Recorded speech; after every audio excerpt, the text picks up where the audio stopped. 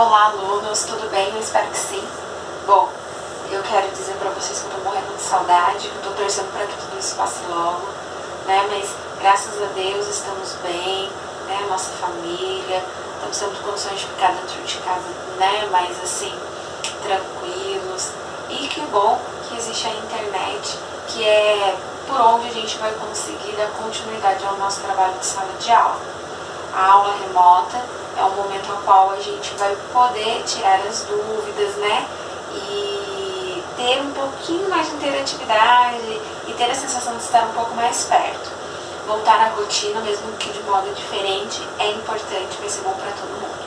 Bom, meus queridos alunos do primeiro ano, vamos lá. A gente vai trabalhar o capítulo 3, então é importante que vocês tenham o livro em mãos, tá? E principalmente na aula remota. Agora, a gente vai falar sobre comunicação, que é o que está falando lá no livro de vocês.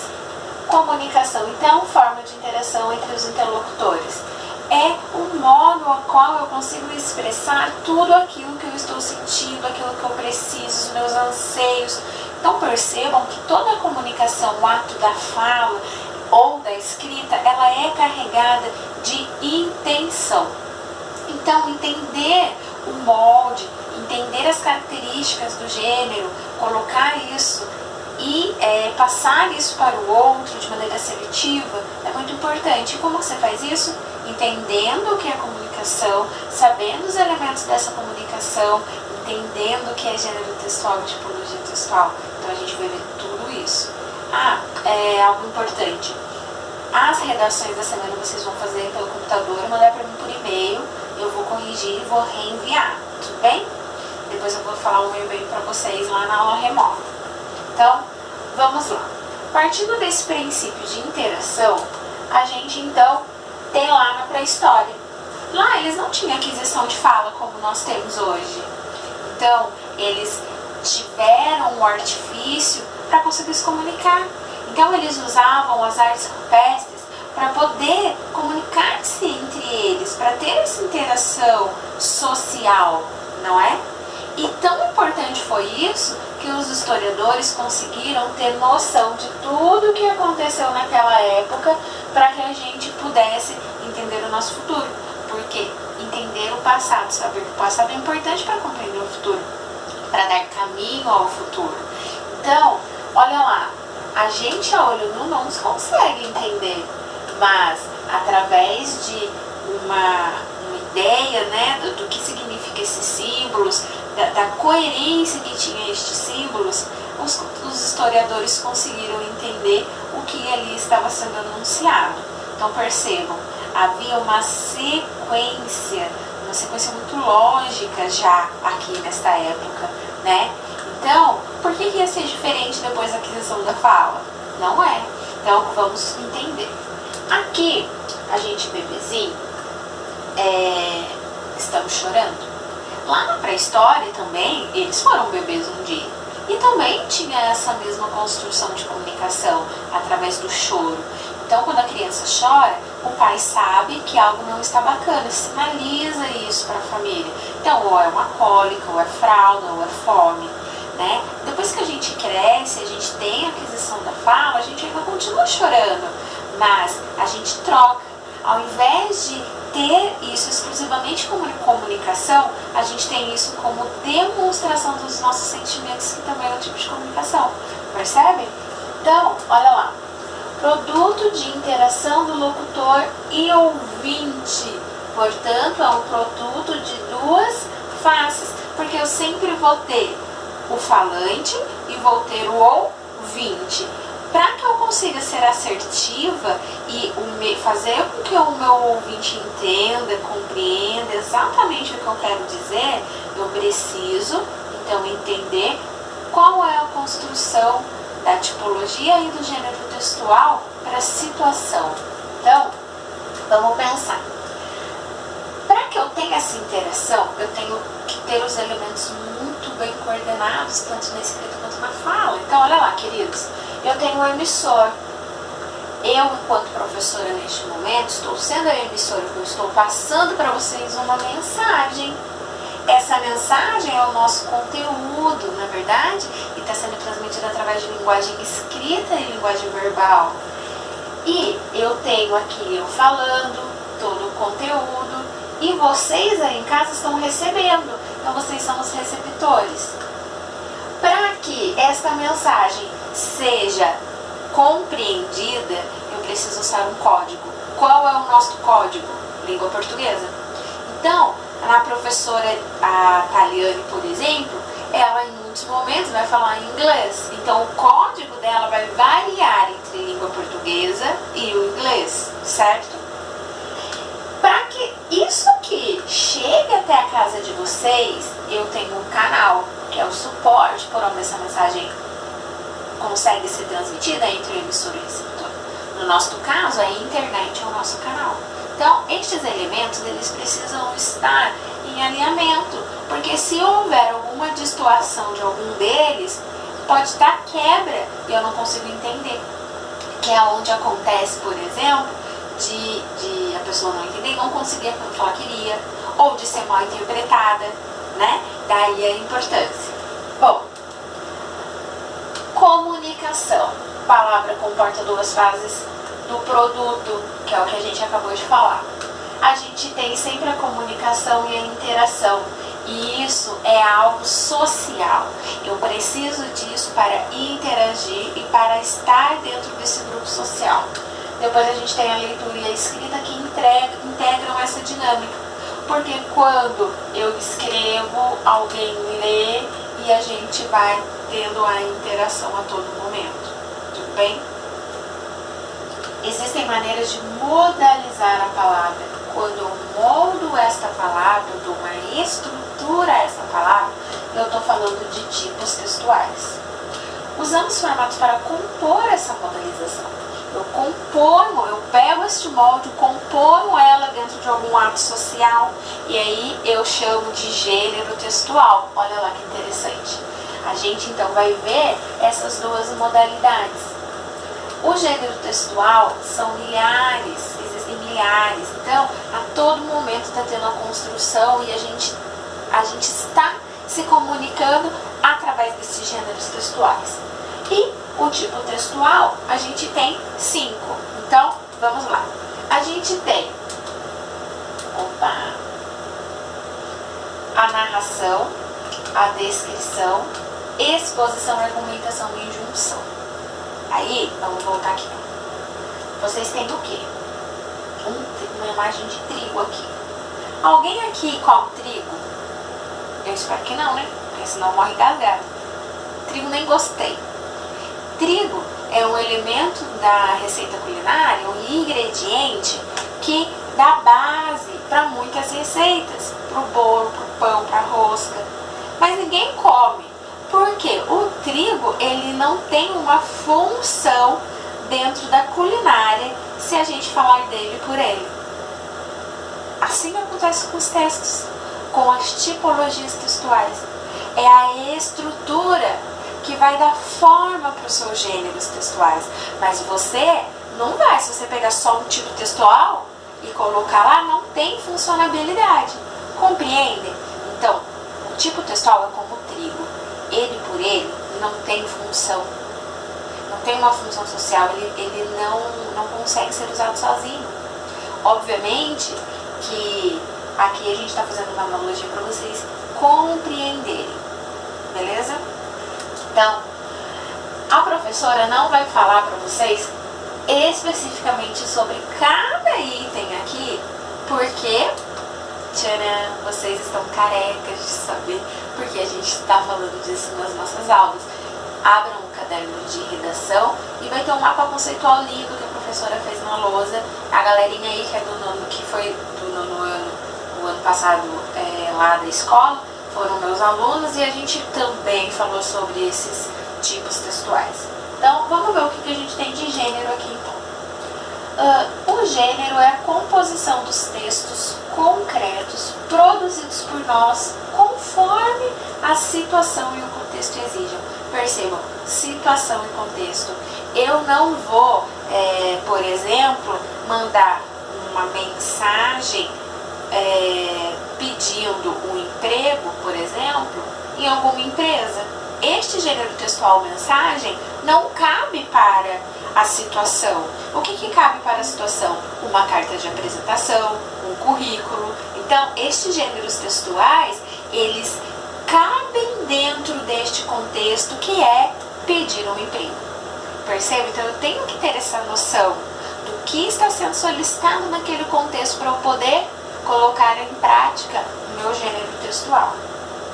São relativamente estáveis e variam conforme a necessidade de situação de produção. Por que ele é relativamente estável? Porque as coisas vão mudando, vão se moldando conforme a evolução do mundo. E não fica diferente com os textos, eles acompanham. Então, vamos pensar o seguinte, hoje a gente tem o WhatsApp, que é um gênero textual. Quando eu tinha 15, 18 anos, não existia isso. Então, é uma modalidade que criou-se para atender às necessidades do mundo atual. Aí, quando eu tinha lá meus 12, 13 anos, eu tinha diário. E o diário era uma prática muito comum entre as meninas, né? Eu lembro que eu ia para casa da minha tia e as minhas primas também tinham diário. E a Laís, que é a mais nova, a gente ficava tentando pegar o diário da minha prima para ler. Olha que absurdo. O gênero textual diário é o quê? A impressão dos seus sentimentos, daquilo que você passou no dia, de quem você gosta, dos seus segredos, daquilo que é íntimo para você. E o gênero textual diário, embora ele ainda é ensinado nas escolas, embora ainda, por exemplo, tenha lá o Destrua Seu Diário, meu filho tem esse livro, mas a maneira de usar e a intensidade de uso já diminuiu muito. Então percebam, por isso que a gente fala que ele varia e que é relativamente estável. Tudo bem? E existem muitos gêneros textuais. Então, vamos pensar aqui. A escrita no nosso dia a dia. A gente escreve, a gente fala muito, não é? E aí, vamos pensar no modo aqui de intenção do nosso dia a dia. Quando você entra no mercado de trabalho, você vai atrás de uma vaga de trabalho, certo? Essa vaga de trabalho, ela é ofertada pelo empregador e você que tem o interesse vai lá e manda um currículo. Então vamos perceber aqui as intenções, a funcionalidade disso. Então isso aqui é um currículo fictício. O que a gente tem sempre no primeiro momento? A gente tem o nome, certo? A gente tem as informações de dados pessoais, como endereço, telefone, e-mail. Então ali você vai dar para o empregador como ele pode te encontrar. Depois a gente tem o objetivo, que é a sua intenção. Perceba, você precisa deixar muito claro a sua intenção. Então, por exemplo, eu, professora, quando fui procurar emprego lá no INEC, eu tinha o objetivo de professora de língua portuguesa, ministrar aulas dentro da área de educação. Então aqui eu vou, quais são as informações que, além do objetivo que eu tenho, da minha intenção, que o empregador precisa saber se eu preencho os requisitos básicos. Ali está todas as informações. Minha formação.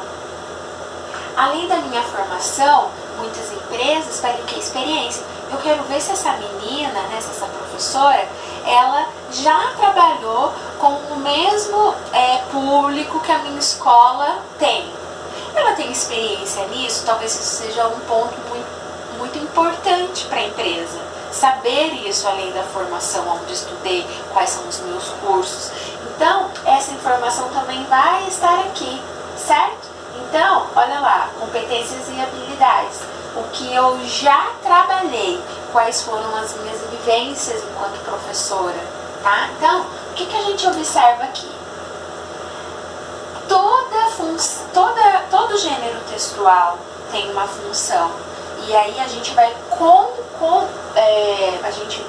condizer com alguns aspectos. Então, vamos lá. Primeiro, eu tenho que deixar claro a minha intencionalidade. Qual é a minha intenção em mandar um currículo? Ora, a minha intenção é conseguir um emprego, certo? Então, a intenção é sempre de quem está produzindo. Depois a gente tem a situalidade. é a situação a qual ele está sendo produzido. Está de acordo? Então, vamos lá, eu tenho um currículo que tem meus dados, que tem... Então, está de acordo. Está de acordo com a situação. Aquela linguagem que eu usei dentro do meu gênero é adequada? Então, eu preciso usar uma linguagem formal dentro da linguagem padrão da língua portuguesa. Informatividade. Eu tenho que perceber se eu estou tendo capacidade de colocar as informações naquele gênero textual. Então, olha lá, capacidade de transmitir algo.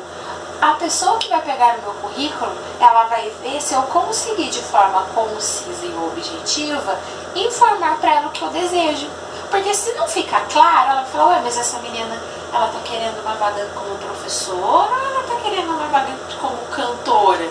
Entende? Não pode deixar dúvidas, tem que ter clareza nisso. Aceitabilidade. Então, que perpassa os critérios de recepção desse texto pelo leitor. A forma qual eu escrevi, o jeito, a minha intenção que foi posta, a minha linguagem utilizada, ela foi aceita? Ela está sendo aceita? Sim ou não?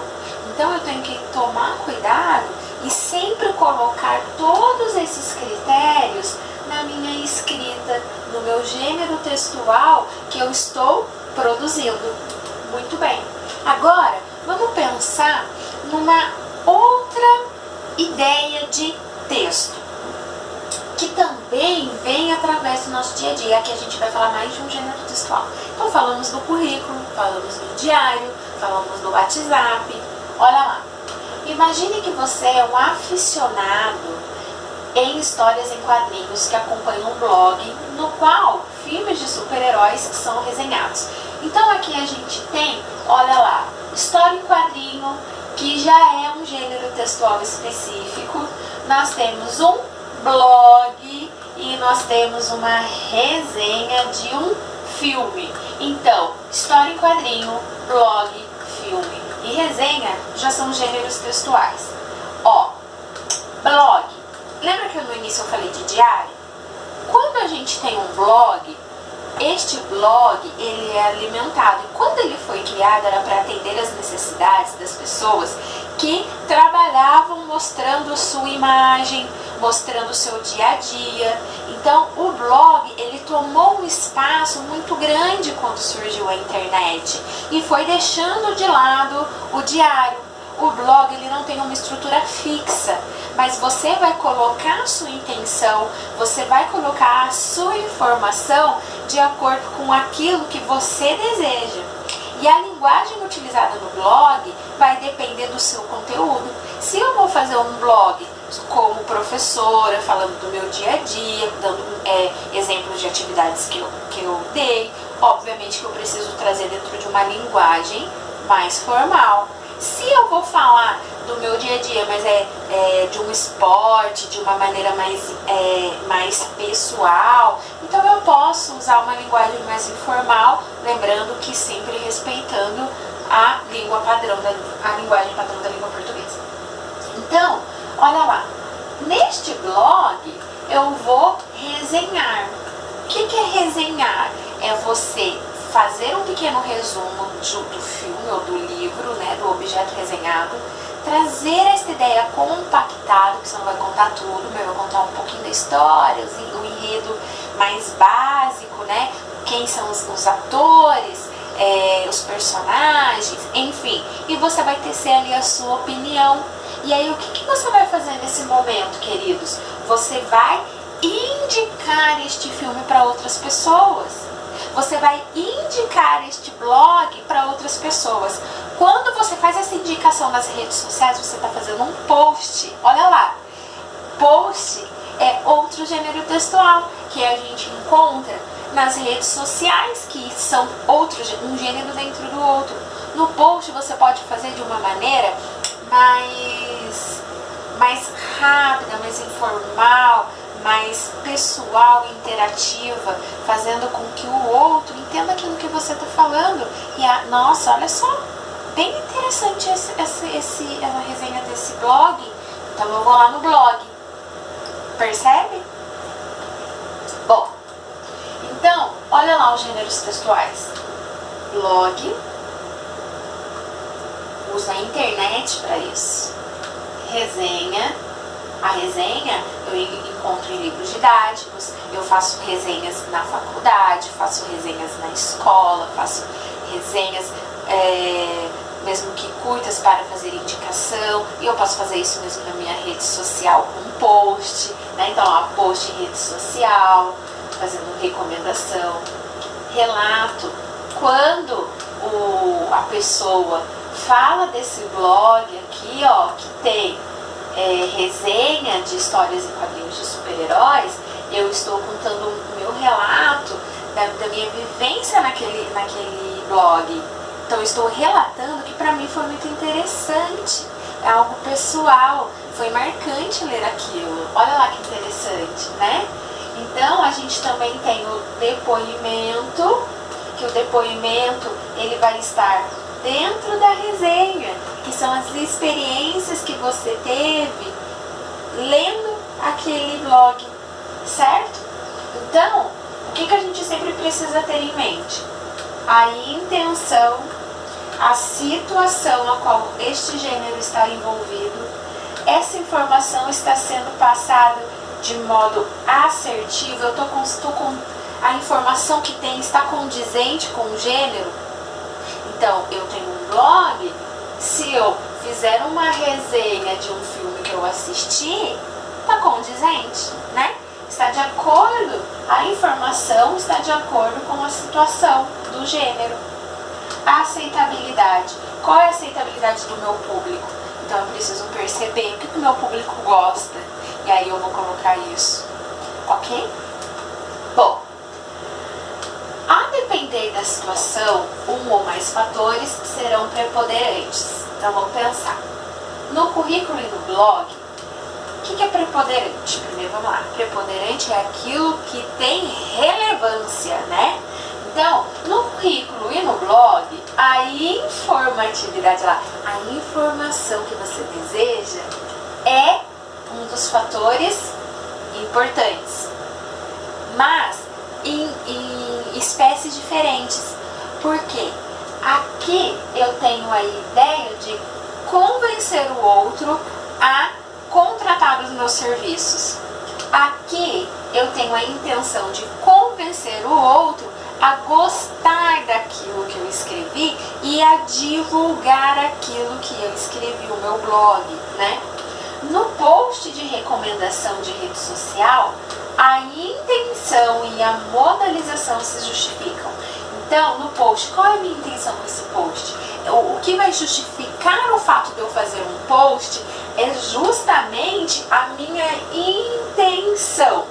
Então, a minha intenção de fazer um post falando sobre o blog é direcionar as pessoas que eu gosto e que têm o gosto em comum ao meu, de ir lá também aprender um pouquinho mais, não é? E a mobilização é, ou seja, um modo ao qual eu disponibilizo isso. Tudo bem? Bom, então, para a gente fechar aqui, comunicação é interação social. Produzimos textos diariamente. Um texto é uma unidade de sentido.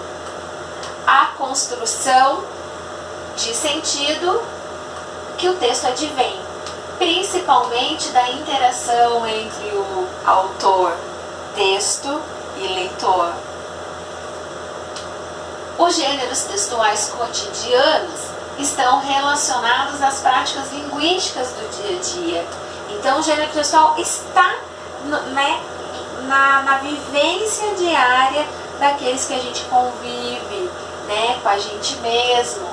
Assim, podem ser orais, escritos, além de necessitar ou não de planejamento. Um currículo eu preciso de mais planejamento, não é verdade?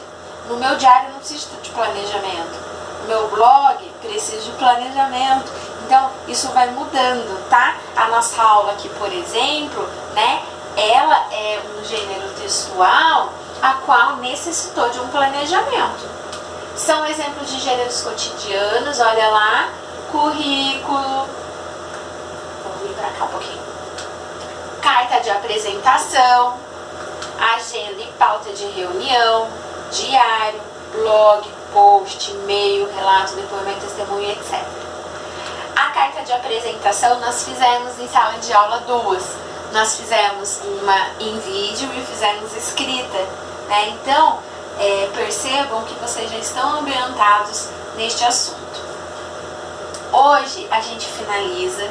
Eu espero que vocês tenham gostado e principalmente entendido. Espero que o som esteja muito claro, que a imagem. Então, tudo que foi falado está lá no capítulo 3. Na aula remota eu vou dizer para vocês qual atividade vocês irão fazer. Bom, eu fico por aqui. É um prazer estar aí do outro lado. Vocês estão olhando para mim, né? Então, entendendo a minha voz e tudo que eu tenho de conhecimento está chegando até vocês e estamos compartilhando disso. Então, isso é maravilhoso. A gente tem que agradecer muito a Deus. Muito obrigada e até a próxima.